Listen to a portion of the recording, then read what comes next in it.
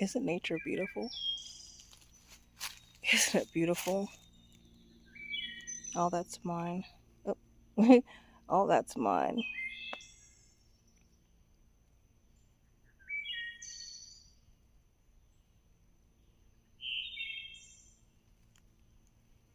It has gotten so leafy and green and thick. Look, I will never run out of firewood. Ever. Guys, I could stay out here forever.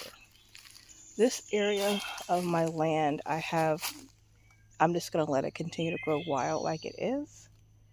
Because I don't, I want nature to have their own, whatever critters or creatures may walk through here, I want them to have a safe place to be away from my house. So this is all going to remain like this. But